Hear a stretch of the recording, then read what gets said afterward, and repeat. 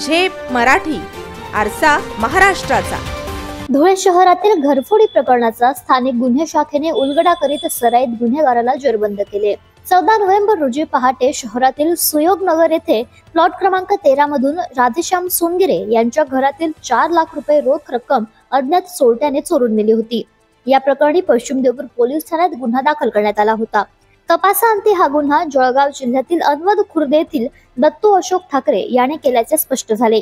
स्थानिक गुन्हे शाखेने आरोपीचा शोध घेण्यास सुरुवात केली आणि दिनांक 23 नोव्हेंबर रोजी धुळे शहरातील रिया पेट्रोल पंपाच्या मागील पांजरा काठावरून आरोपीला ताब्यात घेण्यात आले। चौकशी दरम्यान सुरुवातीला उडवाउडवीची उत्तरे देत असलेल्या आरोपीने अखेर गुन्ह्याची कबुली दिली। आरोपीकडून 1,86,000 रुपये इतकी रोख रक्कम, रिअलमी कंपनीचा मोबाईल आणि गुन्ह्यात वापरलेले साहित्य असा एकूण 1,94,000 रुपये किमतीचा मुद्देमाल हस्तगत करण्यात आलाय। या आरोपीवर यापूर्वी देखील धुळे शहर पोलीस ठाण्यात गुन्हे नोंद असल्याचं समोर आलंय। ही कारवाई पोलीस अधीक्षक श्रीकांत दिवरे, अप्पर पोलीस अधीक्षक अजय देवरे यांच्या मार्गदर्शनाखाली स्थानिक गुन्हे शाखेचे पोलीस निरीक्षक श्रीराम पवार यांच्या पथकाने केली। प्रतिनिधी कार्तिक सोनवणे, झेप मराठी, धुळे। अशाच वेगळ्या आणि ताज्या बातम्यांसाठी पाहत रहा झेप मराठी, आरसा महाराष्ट्राचा। संपादक प्राध्यापक अनिल चव्हाण, धुळे।